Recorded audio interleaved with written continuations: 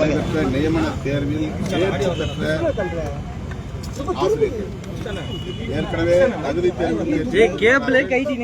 அதன் பின்னர் நடைபெற்ற நியமன தேர்வில் அவர்கள் பணி நியமனத்திற்காக காத்திருக்கிறார்கள். ஏறத்தாழ 21,000 பேர் தமிழ்நாடு முழுவதும் அப்படி தேர்ச்சி பெற்றவர்கள் காத்திருப்பதாக தெரிய வருகிறது.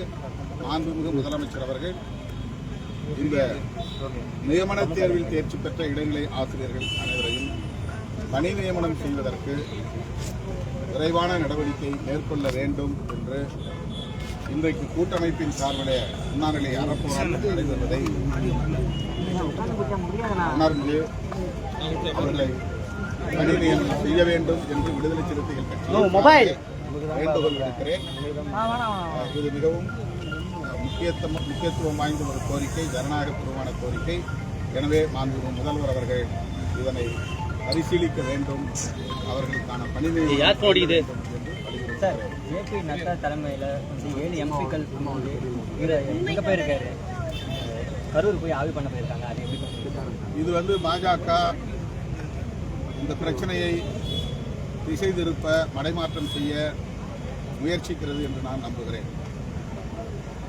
எனவே காங்கிரஸ் பேரியக்கத்தின் தலைவர் திரு ராகுல் காந்தி அவர்களுக்கு நான் விடுக்கிற வேண்டுகோள், உடனடியாக இதில் தலையிட வேண்டும். தமிழ்நாடு அல்லாத பிற மாநிலங்களை சார்ந்த எம்பிக்கள் கொண்ட குழு ஒன்றை நியமனம் செய்து கரூருக்கு அனுப்பி வைக்க வேண்டும். உண்மை கண்டறியும் குழுவை நியமிக்க வேண்டும் என்று விடுதலை சிறுத்தைகள் கட்சியின் சார்பிலே வேண்டுகோள். பாஜக செய்யக்கூடிய சதி முறியடிக்கப்பட வேண்டுமானால் காங்கிரஸ் பேரியக்கத்தின் தலையீடு உடனடி தேவையாக. தமிழ்நாடு அரசு ஓய்வு பெற்ற அருணா ஜெகதீஷ் தலைமையில் தனிநபர் ஆணையம் பண்ணிட்டு இருக்கு, விசாரணை பண்ணிட்டு இருக்கு. இருந்தாலும் நம்பிக்கை இல்லை. சிபிஐ விசாரணை நடத்த வேண்டும் எதிர்கட்சிகளான கோரிக்கை வைக்கிறாங்க. அதை எப்படி பார்க்குறீங்க? சிபிஐ கோரிக்கை கூட இதை திசை திருப்புவதற்கான ஒரு முயற்சி. அடுத்து அவர்கள் இதை தொடர்ந்து ஒரு அரசியல் பிரச்சனையாக தேர்தல் வரையில் கொண்டு செல்ல வேண்டும் என்று விரும்புவதாகவும் தெரிகிறது. இது பெரும் துயரம், கொடும் துயரம், யாராலும் சகித்துக் கொள்ள முடியாத துயரம். ஆனால் இதை வைத்து அரசியல் செய்ய நினைப்பது அந்த பாதிக்கப்பட்ட மக்களுக்கு எதிரான ஒரு துரோகம். பாதிக்கப்பட்டவர்களுக்கு நீதி கிடைக்க வேண்டும். இது போன்ற துயரங்கள் இனி நடக்காமல் இருக்க வேண்டும். இதற்கு எந்த காரணங்களை சொன்னாலும் டிவிகே தலைவர் விஜய் அவர்கள் தார்மீக அடிப்படையில் பொறுப்பேற்க வேண்டும். ஒரு கட்சியின் தலைவர் என்கிற முறையிலே தன்னை தேடி வரக்கூடிய மக்களுக்கு பாதுகாப்பை அளிப்பது தனக்கும் பொறுப்பு இருக்கிறது என்பதை உணர வேண்டும். காவல்துறை தான் இதற்கு பொறுப்பேற்க வேண்டும், தமிழ்நாடு அரசு தான் இதற்கு பொறுப்பேற்க வேண்டும் என்று தட்டி கழித்து ஓடிவிட முடியாது. நாம் முன்கூட்டியே உரிய இடத்திற்கு வந்து சேர்ந்திருக்க வேண்டும்.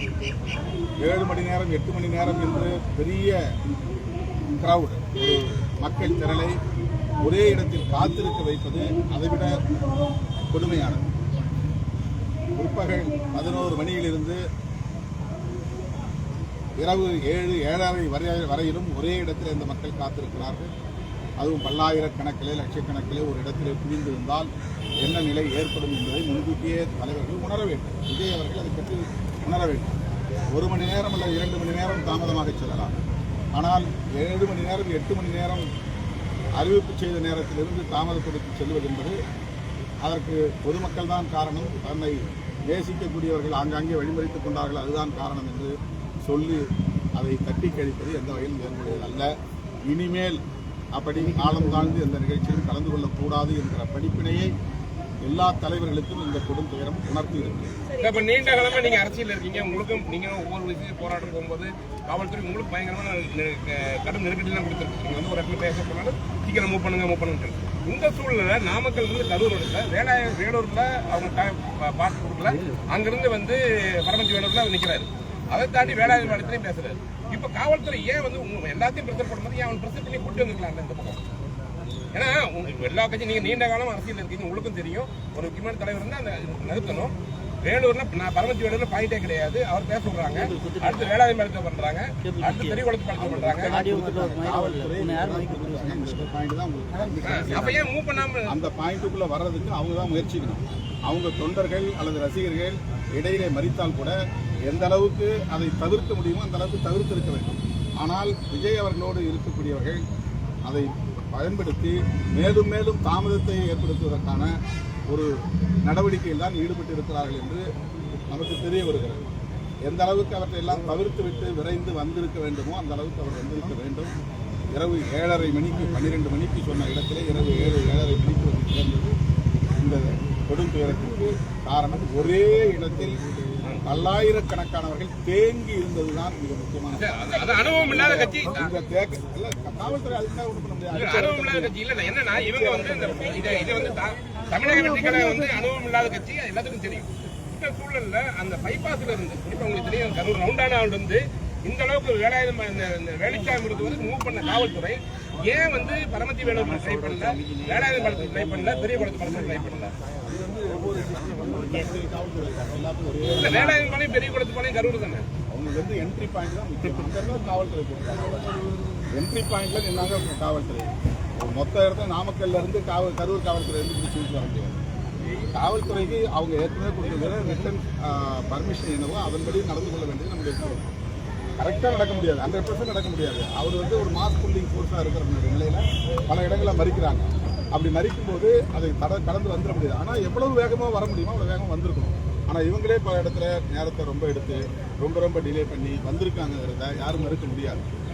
அதுக்கு அடுத்து வந்து என்ட்ரி பாயிண்ட்ல இருந்து அவர் மேலே எழுதிச்சு கையை காட்டிட்டு வந்திருந்தாருன்னா ஒரு 10% 20% ஆஃப் த பீப்புளை அங்கேயே நீங்கள் அங்கங்கே கழிச்சிருக்கா உங்களுக்கு பின்னால் மூவ் பண்ணியிருப்பாங்க, அங்கேயே நின்றுருப்பாங்க.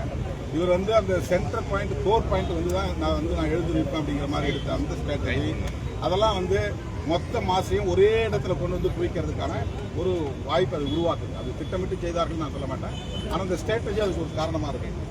எனவே அந்த ஒரு பெரிய திரளை மக்கள் திரளை ஒரே இடத்தில் மணிக்கணக்கில் தேங்க வைத்ததன் விளைவுதான் இந்த ஸ்டாம்பீட் என்ற கூட்ட நெரிசல் சாவுக்கு காரணமே தவிர இதுக்கு வந்து அவங்க காரணம் இவங்க காரணம் மற்ற மேல காரணத்தை போடுறது வந்து எந்த வகையிலும் ஏற்படுகிறது. உங்க அட்வைஸ் என்ன? நீங்க வந்து பல்வேறு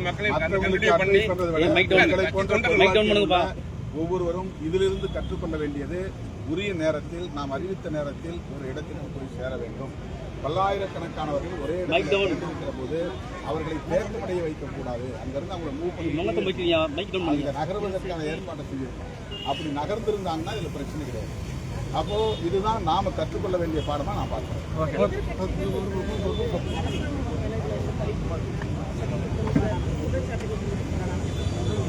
அதுதான் இது அரசியல் பண்ண இந்த சோகத்தையும் துயரத்தையும் மக்களுடைய பாதிப்பையும் தங்களுடைய அரசியல் ஆதாயத்திற்கு பயன்படுத்திக் கொள்ள முயற்சிப்பது அந்த மக்களுக்கு இழைக்கிற ஒரு துரோகம் அப்படிதான் நான் பார்க்கிறேன்.